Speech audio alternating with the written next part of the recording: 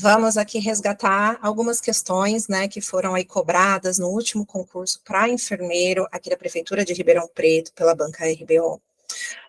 Vou discorrer sobre as questões que são referentes ao conteúdo que a gente discutiu em sala de aula, algumas questões que, na verdade, estão condizentes, então tem algumas ali que eu espero que vocês tenham realmente saído-se bem, porque está idêntico àquilo que a gente discutiu em sala.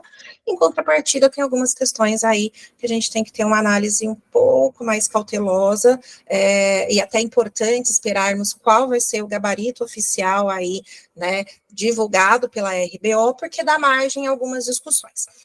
Tentei sinalizar o máximo possível no slide, até mesmo para quem achar que, de repente, aquela questão pode aí trazer algum tipo de recurso, e aí vamos no decorrer aqui do conteúdo identificar, né, quais questões foram essas. A RBO, como sempre, nos surpreendendo, né, algumas questões bem tranquilas, bem fáceis, assim, de interpretar, mas, em contrapartida, algumas muito específicas, né, cobrando, literalmente, um detalhe, do detalhe, do detalhe, e aí a gente vai ver o porquê que dá margem para algumas interpretações, porque não é um consenso na literatura, e sim aí apresentado em algum artigo ou algum manual específico. Bom, vamos lá. Bom, lembrando-se aqui que eu estou trabalhando com as questões específicas do conteúdo que eu ministrei junto a vocês. Vocês vão perceber que algumas questões, elas podem até, né, aí, passear por conteúdos também que foram reforçados pela professora Camila, mas aí a gente fez essa divisão para ficar um pouco mais didático. Na revisão eu trouxe muito isso, em sala a gente bateu muito nessa tecla, chegamos até a fazer uma comparação, né, com o que habitualmente a RBO tem cobrado, então questão de ética é certeza que sempre cai na prova. Se a gente avaliar a prova passada deles, a gente teve uma concentração importante de questões essas que estavam um pouco mais direcionadas com aquilo que estava previsto no conteúdo programático deles. E aqui, não diferente disso, eles cobraram também uma questão direcionada para essa parte de ética, mas que não estava tão claramente delineada ali no código de ética ou na legislação, né, do profissional de enfermagem. Trouxe aqui, literalmente, uma das coisas que a gente percebe aí também de uma forma quase que unânime da banca RBO, é que as alternativas ou o próprio enunciado, eles são passíveis de encontrar na literatura, né, eles apresentam uma característica um pouco mais tradicional, né, de trazer um elemento idêntico àquilo que estava previsto em algum local. Então, trago aqui a referência, né, uma das referências possíveis de serem utilizadas aí pela banca, quando a resposta correta dessa alternativa, e a gente vai ver que isso está em um artigo. Mas vamos lá para a questão.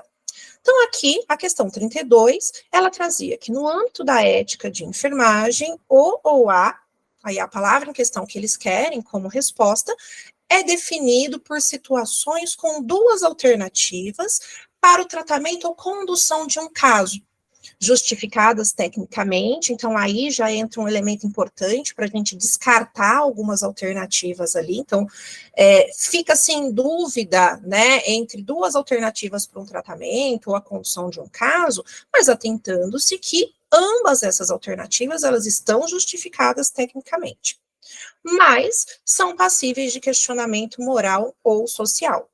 E aí ele pede para assinalar a alternativa que preenche corretamente a lacuna acima.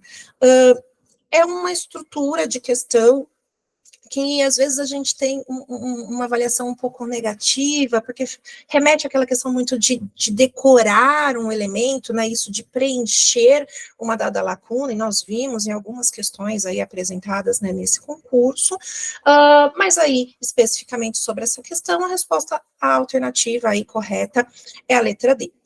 Por que um dilema ético, né? Porque, na verdade, como muito bem é descrito na parte superior, a gente tem clareza de duas alternativas de tratamento ou condução de um caso, nós temos uma justificativa, né, do porquê ofertar ou realizar a alternativa A ou a alternativa B, só que pode aí, dependendo de alguns elementos morais, ou até mesmo social, dependendo de onde isso vai ser desenvolvido, empregado, ou pela característica desse dado indivíduo, a gente pode ter algum tipo de questionamento. Então, a gente fala que é um dilema ético. Não vai entrar num conflito interpessoal, muito menos numa questão de negligência, em nenhum momento está dizendo que vai deixar de ofertar isso, né, alguma conduta, uma tomada de decisão ao indivíduo, e não está colocando em xeque as competências aí dos profissionais envolvidos, muito pelo contrário, está trazendo que, na verdade, existe aí toda a estruturação técnica para realizar, né, essa dada ação, mas a gente pode ter alguns elementos questionadores que são de um componente moral e social. Particularmente uma questão relativamente fácil, porque mesmo que o conceito em si possa não ter sido tão claro aí, vocês conseguem fazer por exclusão das outras alternativas, tá? E aqui está a referência que traz identicamente, né, ao que está previsto na parte superior no enunciado da questão. Questão 34, a gente discutiu ela bastante, eu optei, na verdade, por colocar aqui a própria resolução, mas nós temos uma aula falando só sobre vigilância em saúde, então, assim, destrinchamos muito a parte de vigilância em saúde, então aqui também coloco como uma pergunta relativamente fácil, pelo conteúdo e o quão, na verdade, a gente trabalhou. Lembra que eu falei muito assim, elementos de promoção da saúde, a RBO tem que cobrar, né, é impossível não trazer isso, até por todas as vertentes que nós temos. Direcionado para a parte de Política Nacional de Vigilância em Saúde, e aí o enunciado traz, né, que essa política em questão, ela foi instituída em 2018, traz qual é a resolução, né, que é a 588 aí do Conselho Nacional de Saúde, e aí ele faz a seguinte proposição. Essa política é o documento norteador do planejamento das ações de vigilância em saúde nas 3 esferas de gestão do SUS. Sim. E quando se fala especificamente, então, da Política Nacional de Vigilância à Saúde, ela é composta por, né, a gente falou muito sobre os elementos da questão de vigilância epidemiológica, trouxemos as discussões, né, toda a evolução, o que estava contemplado, a questão de vigilância ambiental também, a vigilância em saúde do trabalhador e a vigilância sanitária. Então, nós temos aí 4 eixos que vão sustentar, né, os saberes, as práticas, as ações, os processos, as atividades que são desenvolvidas quando a gente fala de ações direcionadas à vigilância em saúde, que vai propor como é que eu vou saber agir, baseado em quais dados, para quais necessidades da minha população, né? Então, a alternativa A, quando a gente tem aquela questão do apenas, né, ela está excluindo a questão de saúde do trabalhador, ela está excluindo a vigilância epidemiológica, né, que é um dos elementos essenciais que nós temos aí na Política Nacional de Vigilância em Saúde.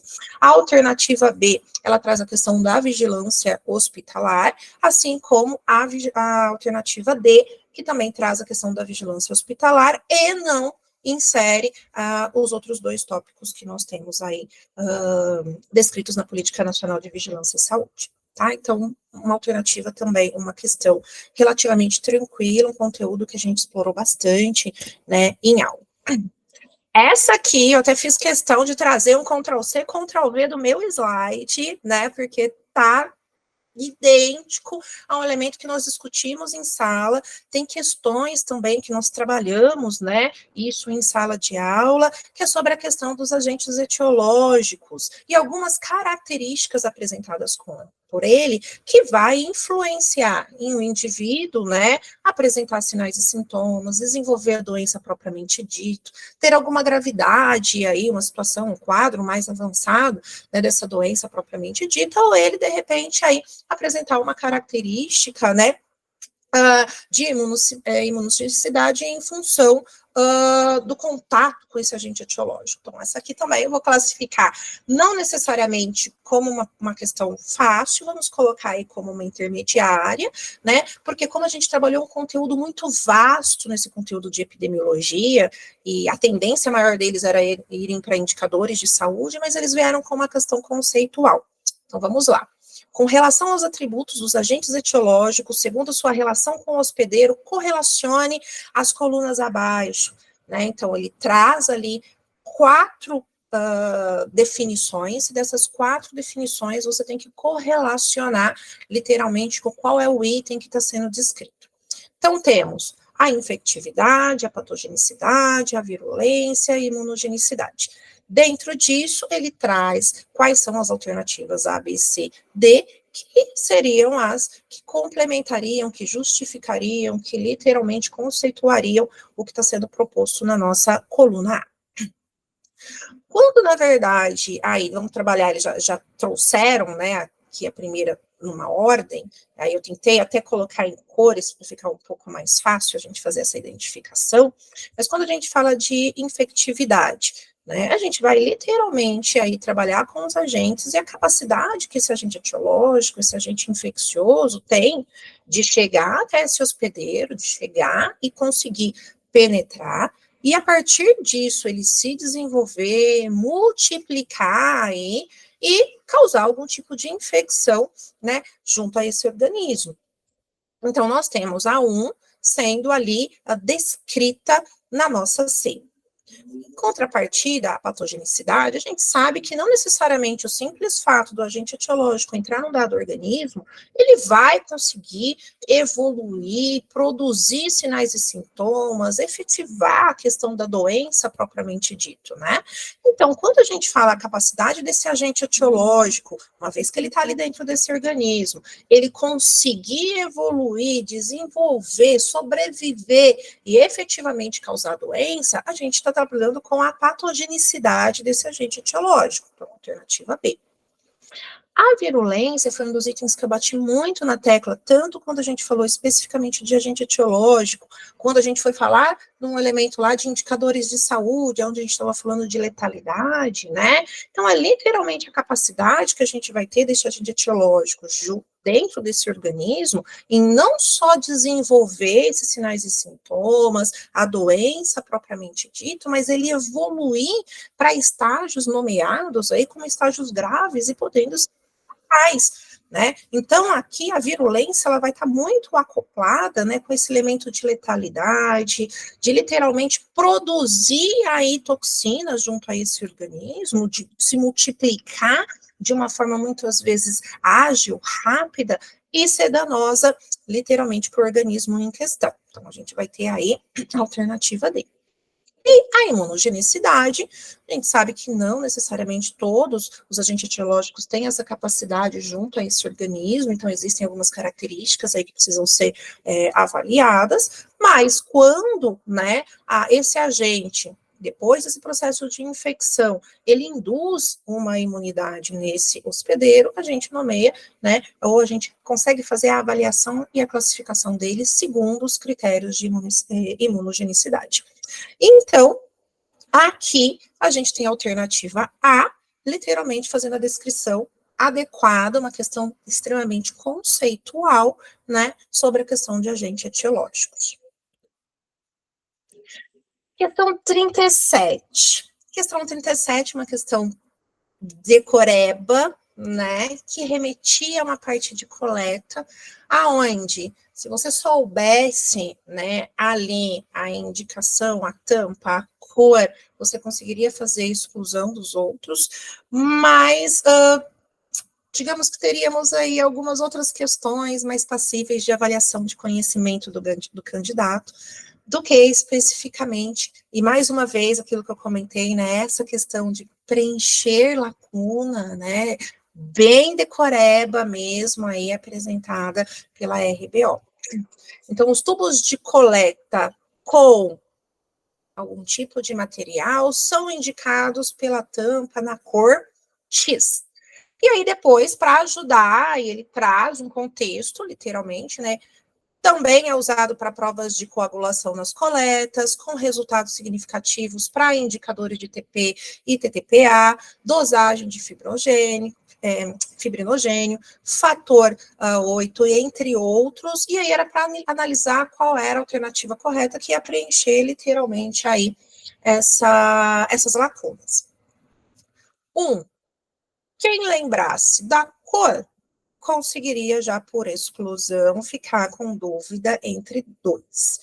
Quem, na verdade, que seria o mais lógico aí, né, para você conseguir responder a questão, seria literalmente a utilização dele na hora que a gente fala de provas de coagulação aí durante o desenvolvimento das coletas. Então, aqui eu trago, sinalizo, né, aqui do lado esquerdo, o Ctrl+C, Ctrl+V do que está idêntico o enunciado aí colocado pela RBO, mas aqui do nosso lado direito a gente tem um resumão, né, de quais são esses tubos de coleta, o que eles contêm, qual a coloração aí da sua tampa, né, e qual o seu propósito, né, ele é realizado em quais situações. Então, a nossa alternativa correta vai ser a alternativa C, que coincidentemente a gente tem ela aqui, né, no primeiro tubo de coleta, onde ele vai conter o citrato de sódio.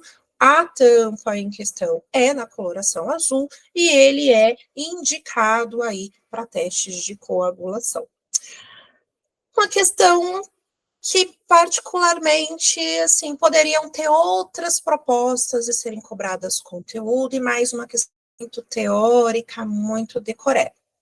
A não ser que sejam daqueles indivíduos que já habitualmente trabalham em salas de coleta ou elementos que fazem coleta com certa frequência. Questão 38, né, uma questão também muito direcionada, uma característica que a prova apresentou. Eles têm algumas questões práticas, que é geralmente o que a gente espera, né, idealmente, assim, uma questão bem feita, ela é trabalhada com um caso, e dentro desse caso eu incorporo o conhecimento em questão que eu estudei.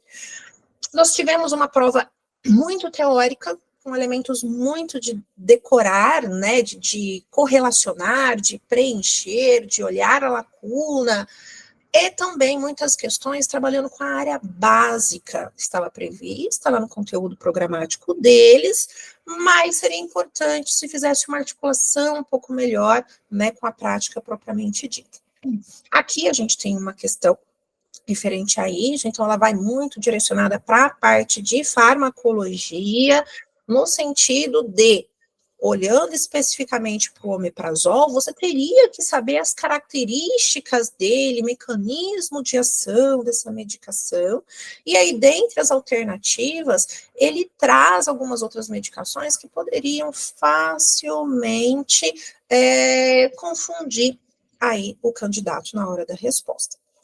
A alternativa correta é a alternativa C, onde a gente vai ter essa proposta de redução da secreção ácida aí por meio de um mecanismo de ação, que ele vai ser altamente seletivo, com uma inibição específica da enzima e tal. E aí a gente vai ter nas outras alternativas, sinalizei aqui em vermelho para vocês para ficar claro, né?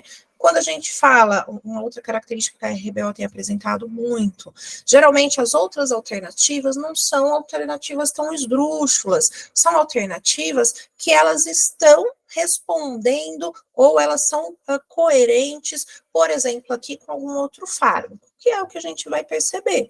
Então, a alternativa A está falando sobre o cloridato de ranitidina, a alternativa B, na verdade, o que ela está prevendo e discutindo ali é a questão da doperidona. A alternativa D, a gente já tem elementos aí que são, né, mecanismos de ação encontrado junto ao hidróxido de alumínio, tá? Então, aqui, deixo também sinalizado para vocês qual é a referência em questão. Uma das, aqui a gente tem desde bula ou vários elementos que podem ser encontrados, isso, a resposta dessa questão.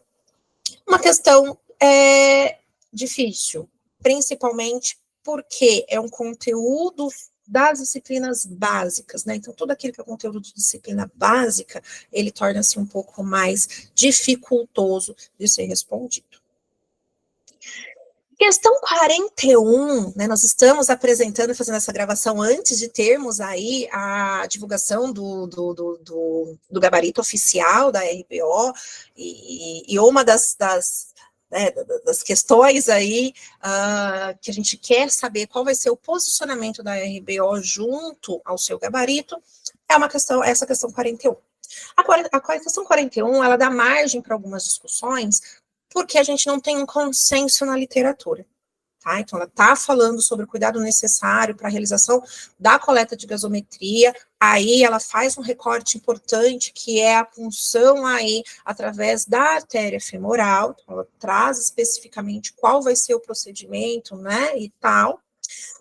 Só que as alternativas, elas podem dar margem para algumas discussões. Vocês vão perceber, inclusive, essa questão, eu estou trabalhando ela em 2 slides, em função, literalmente, de nós não termos essa questão consensual na literatura. Trago aqui aquilo que é mais frequente, sempre lembrando, a gente está usando referências, né, aí, de importância científica, aquela referência não é o site www, só eu sei qual é, né, literalmente aí de manuais, diretrizes, resoluções, publicações aí originadas de hospitais que sejam de referência, né, que sejam devidamente fundamentadas. Estou deixando até os links aqui em questão para vocês conseguirem explorar. O que, na verdade, a gente tem de mais dificultoso nessa questão? Algumas alternativas a gente já consegue fazer a exclusão, né? Então, vamos começar, por exemplo, aqui para a alternativa D. Antes da coleta, é necessário realizar o teste de Allen para avaliar a adequada circulação colateral. Lembrando, se a gente está falando de uma punção na artéria femoral, esse teste ele é indicativo, ele é importante, ele é utilizado para verificação da circulação arterial aí da mão, e aí, então, a gente vai fazer a análise da perfusão específica de artérias radial e ulnar, né? Então, seria uma alternativa altamente excluída. Depende. Por quê? Porque existe aí alguns artigos, né, que eles trazem isso de uma forma muito genérica. O consenso maior que nós temos na literatura é efetivamente aí para essa análise, né, da perfusão de artérias radial e ulnar, e para isso que ele é utilizado. Então, não sendo utilizado em outras vias como da artéria femoral. A alternativa C, não, eu vou para A, porque, na verdade, a C e a B é a que pode gerar algum tipo de discussão. Realizar a punção, preferencialmente do lado direito, pelo menor risco de espasmos arterial, né? Na verdade, aqui, eu pressuponho que eles tentaram fazer uma confusão, né? Principalmente quando a gente está falando de outros exames que são realizados, e aí a gente vai trabalhar, a gente tem esse indicativo, por exemplo, quando você está falando aí de casos de punção de veia jugular, e aí a gente tem essas indicações na questão de cateterismo, que se enquadra. Quando a gente está falando especificamente aí, né, de uma punção arterial, eles estão fazendo um recorte femoral para fazer a coleta de gasometria, não existe na literatura, né, algo que demonstre, que comprove ou que aponte que preferencialmente tem que ser realizado do lado direito. E aí a gente vai para o que pode gerar algum tipo de discussão, né? Aqui estamos sinalizando que possivelmente a alternativa correta seja a alternativa B, porque ela pode ser sustentada em alguma referência, né? Mas o porquê que a gente faz essas pequenas considerações? O que eles colocaram aqui, né? Que é essencial aplicar pressão no local da punção por no mínimo 10 minutos após a coleta para reduzir o risco de sangramento. Aqui em vermelho vocês vão identificar que assim que a gente faz, né, a retirada da agulha, é a indicação, é literalmente você fazer a compressão no local com uma gaze, mas de forma mais consensual. Nós temos essa pressão ocorrendo aí de 5 a 10 minutos, né, até você obter essa hemostasia. Essa aqui é o que a gente vai encontrar de uma forma mais recorrente, quando a gente pega, por exemplo, o próprio site do portal Gov, né? Quando a gente pega alguns manuais aí de vários hospitais, eles acabam ficando nessa margem entre 5 e 10 minutos. Mas existem alguns outros referenciais que destoam disso. Aqui embaixo eu estou colocando né, tô deixando o link também aí para vocês, aonde ele traz uma frase, né, muito semelhante aí até ao que a gente tem na parte superior da própria questão, que então ele deve aí ocorrer em um período de 10 a 20 minutos. Em contrapartida, quando a gente faz uma exploração um pouco maior em outros referenciais aí do próprio portal Gov, a gente consegue verificar, né, que, por exemplo, quando a gente está falando especificamente de uma punção de artéria femoral, no caso especificamente aqui desse material que está lá no portal Gov, a literatura, esse material, ele traz que por um mínimo de 15 minutos, quando estiver sendo realizada uma punção de artéria femoral. E em contrapartida, se vocês pegarem aqui na parte de cima, lá em casos de via de acesso femoral, nós temos algumas outras literaturas que trazem que realizar essa compressão de uma forma contínua no local da punção por aproximadamente 30 minutos. Então, é uma alternativa que ela, assim, não há um consenso, literalmente, na literatura sobre essa questão mínima de tempo, né, de pressão que deve ser realizado ali. Então, é uma possibilidade de alternativa, mas com essas margens que a gente tem percebido aqui, tá? E a alternativa C, que é uma alternativa também aí questionável, né? O paciente deve ser posicionado com os membros hiperestendidos, com elevação de pelve, de forma a facilitar o acesso da artéria. Não há na literatura, né? Não sei que eles vão trazer alguma referência aí, literalmente não tão acessível, mas não há na literatura a indicação, né, desse membro estar hipertendido, inclusive com uma elevação de pelve. O que a gente tem de uma forma consensual aí sendo colocado é que ele deve estar, né, numa posição confortável, um decúbito dorsal, ou pode aí também estar sentado para que a técnica seja desenvolvida da melhor forma possível. Então, excluindo, mas com essas várias possibilidades, a alternativa aí, talvez que se enquadre um pouco melhor, seja a alternativa B, mas como aqui fizemos questão de trazer para vocês, existem vários Cs aí que precisam ser avaliados. Então, é uma questão que a gente está aí interessado em saber qual vai ser o posicionamento da RBO contra ela. Questão 48. Falamos muito sobre saúde do trabalhador, falamos do que é a questão de uma doença ocupacional, discutimos e separamos quais eram, né, as doenças aí relacionadas ao trabalho e aquelas que são doenças profissionais, de uma forma geral. E até lembro de eu discutir muito com vocês, né? Como é um conteúdo muito direcionado, a cobrança maior e mais específica, para aqueles concursos que são direcionados, por exemplo, para o enfermeiro do trabalho. E aqui, eles conseguiram, literalmente, mais uma vez, pegar uma condição muito específica. Tão específica que eu fiz questão de pegar literalmente lá, ó, aqui está o recorte, né, do manual esse que foi referência para o nosso conteúdo da aula e também de saúde do trabalhador, né, que doenças relacionadas ao trabalho, e quando a gente faz a leitura, literalmente, do que vai sustentar a resposta dessa questão, olha atenção, né, qual que foi a questão? Né? Então, a psicose é uma doença que pode ser considerada relacionada ao trabalho, sim, quando o profissional atua em. E aí eles elencam aqui qual é a atuação desse profissional. Né? Poderia fazer chegar à alternativa correta né, tentando entender o que é o nome propriamente dito, né? Então, psicose, então está muito associado a aves e tudo mais. Mas quando a gente pega a nossa referência realmente aí, o que a gente vai ver?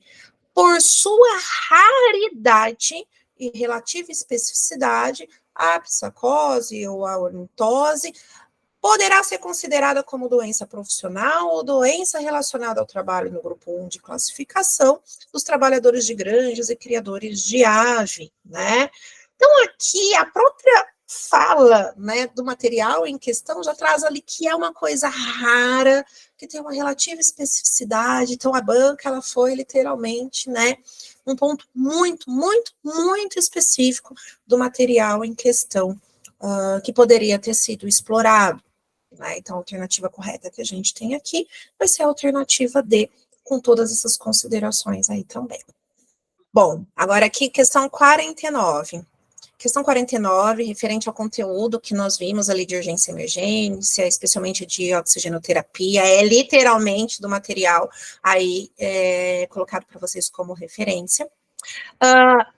não destoa daquilo que eu venho relatando, né, de forma geral, e vocês conseguem aqui claramente perceber, a RBO tem essa característica dela traz elementos que estão identicamente colocados em algum material.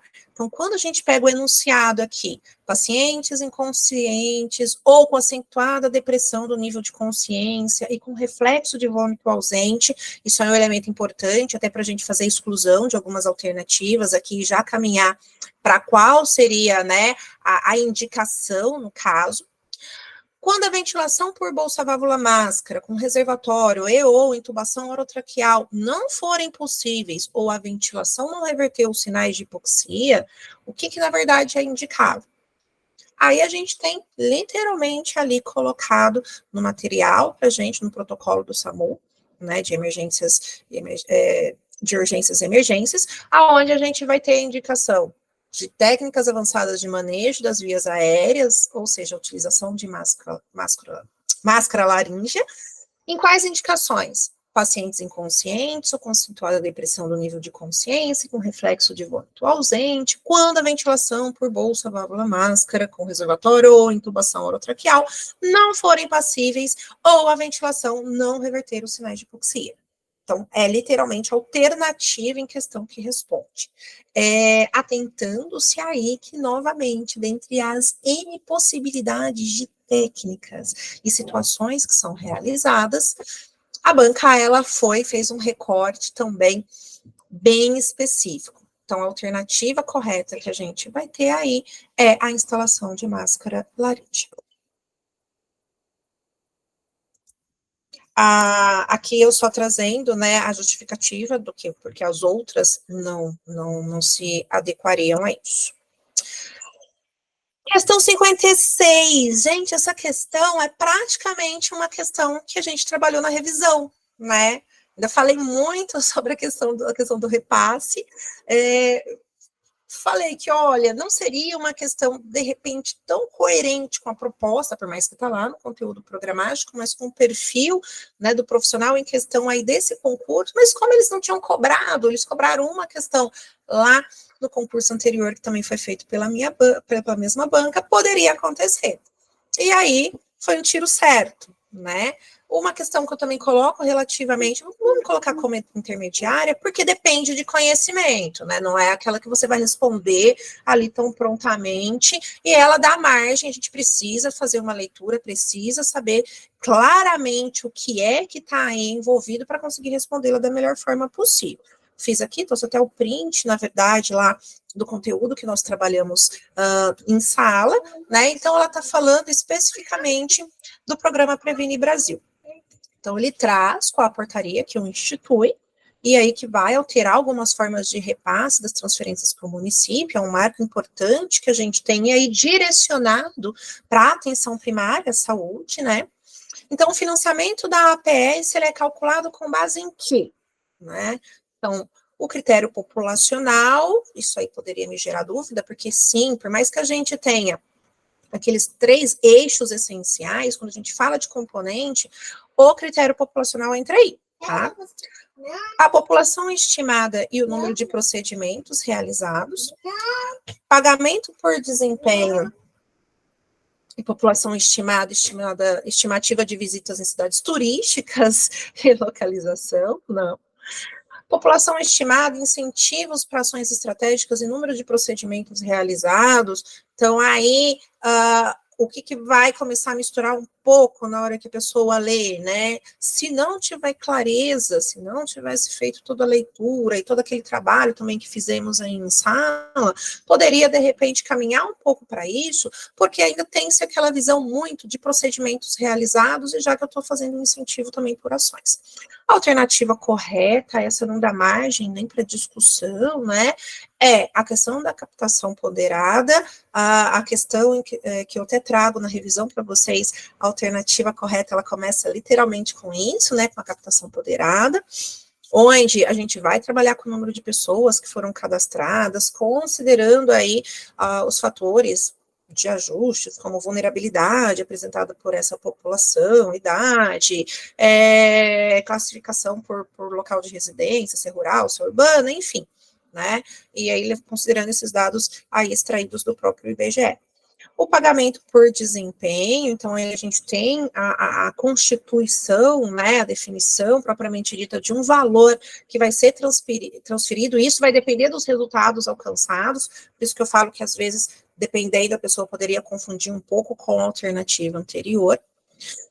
Critério populacional, né, então as características ali da população como um todo propriamente dito, e incentivos para ações e estratégias, que é a adesão, literalmente, aí desse município a ações e estratégias aí já previamente instituídas e previstas como passíveis de serem desenvolvidas por esse município, tá? Então, aí também tem nossa alternativa, e tem aqui, tá até, se eu não me engano, está literalmente na sequência também que a gente trabalhou em sala de aula.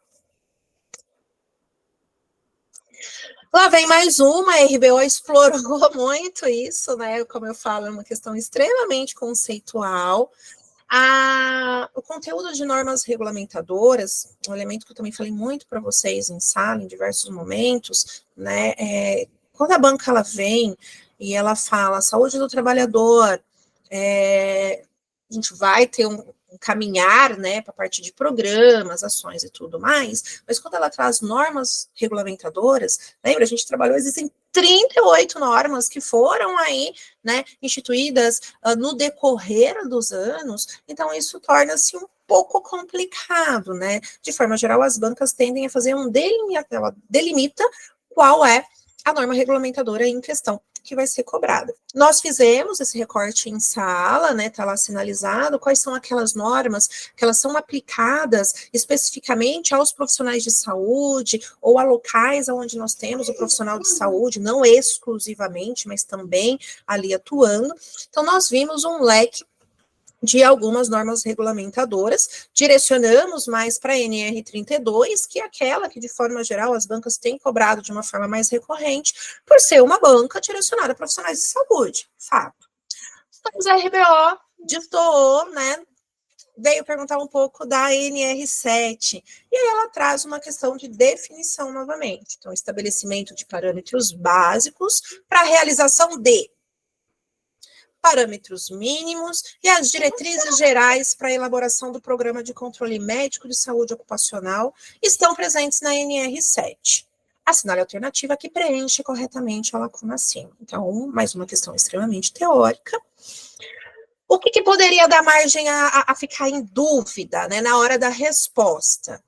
Já que eu estou falando de uma norma regulamentadora, as ações educativas de higiene e conforto, controle à exposição a ambientes insalubres, né, são elementos que eles perpassam por algumas NRs, mas quando eu estou falando diretamente de uma norma, né, que vai me propor a construção, a elaboração de um programa de controle médico de saúde ocupacional, eu poderia ficar entre a alternativa B e a alternativa C.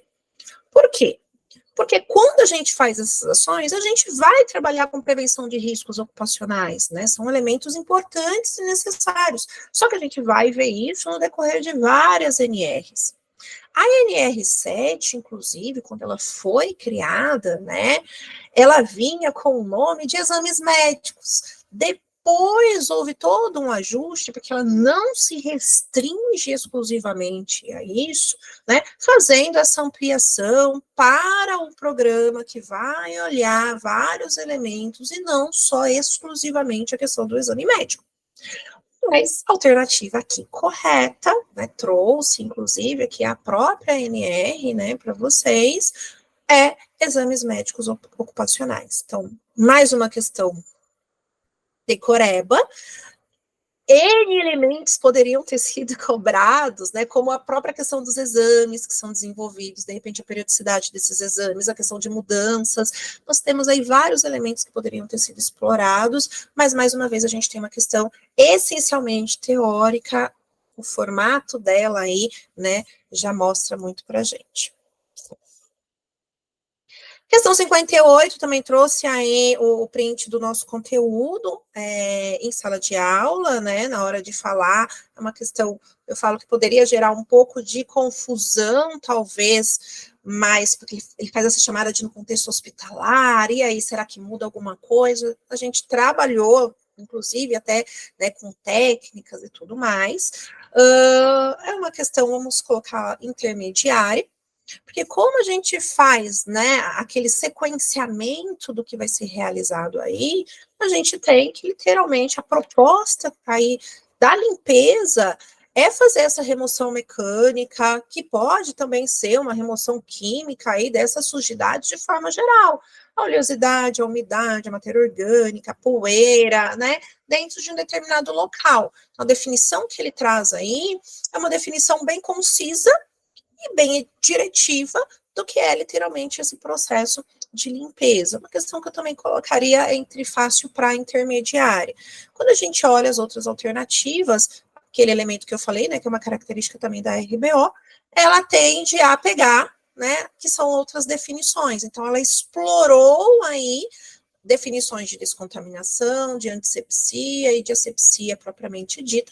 Então, essa questão demandava de conhecimento de conceitos aí referente à questão do que vem a ser descontaminação, antisepsia, asepsia, mas principalmente a questão de limpeza. E agora, a questão 59. A questão 59, né, está relacionado à parte de indução pré-anestésica, então conteúdos referentes ali a procedimentos cirúrgicos e tudo mais. Como, na verdade, a banca trouxe aí situações que poderiam ser avaliadas dentro de condutas, procedimentos, então é uma questão que atende, já que tem nessa amplitude grande daí dos conteúdos programáticos, mas vamos ver especificamente a questão. De forma a aumentar a segurança na realização de procedimentos cirúrgicos, é um cuidado a ser realizado antes da indução anestésica. Cuidado que precisava ter nessa questão, né? Ela, na verdade, aí o que a RBO pegou? Ela mesclou um pouco, né, de características que são esperadas aí antes da incisão cirúrgica, antes do paciente sair da sala cirúrgica, e a alternativa correta, que é referente à pergunta, né, antes da indução anestésica. Então, a resposta correta é a letra D, né, aqui eu estou deixando o material do Ministério da Saúde, que é o protocolo para cirurgia segura, e dentro dele a gente consegue identificar aqui no item 5.1.4, né, então a confirmação visualmente, confirmar visualmente o sítio cirúrgico correto e sua demarcação, conforme previsto aqui na letra D, e quando a gente olha a letra A, a letra B e a letra C, a gente consegue também identificar esses elementos, só que em momentos distintos, né, aí do procedimento cirúrgico. Então, a letra A, que vai ser a apresentação de cada membro da equipe pelo nome e a função que esse indivíduo tem, é esperado que isso ocorra mais no momento antes da incisão cirúrgica, né, onde faz essa pausa cirúrgica. A letra B, idem, né, que é a confirmação da realização da cirurgia correta, no paciente correto, no sítio correto ali também, é feito dentro desse período de pausa cirúrgica. E a letra C, que vai ser a contagem das compressas e os instrumentais, isso, na verdade, é uma prática comum esperada aí, antes do paciente sair da sala cirúrgica. Então, a alternativa correta, letra D. A última questão, a questão 60, precisaria ter um pouco de atenção e revisitar algumas coisas que a gente discutiu muito em aula, principalmente direcionada à Política Nacional de Humanização, né, trouxe aqui, na verdade, a nossa referência básica, que é a Política Nacional de Humanização, mas também um artigo, e o que a gente consegue perceber? Quando se fala muito dessa questão de humanização, do cuidado centrado no paciente, com o propósito de melhorar a qualidade da assistência, né, discute-se muito, apresenta-se assim de uma forma bem evidente, né, dentro dessa lógica de humanização, a proposta de valorizar o sujeito, a proposta de aproximar, na verdade, gestão, profissionais, o próprio usuário do serviço, para que efetivamente conheça o cenário onde ele está, conheça as limitações, conheça as potencialidades, conheça as necessidades propriamente ditas de saúde.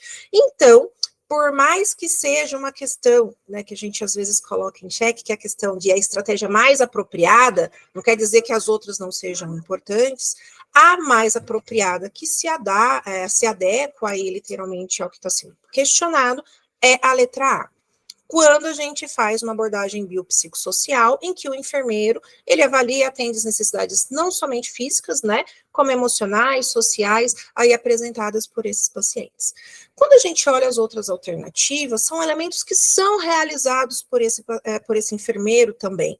Só que a questão, ela frisa que ela quer articulação entre humanização da assistência, cuidado centrado no paciente, para que isso, de uma forma articulada, proporcione a melhor qualidade da assistência realizada a esse indivíduo.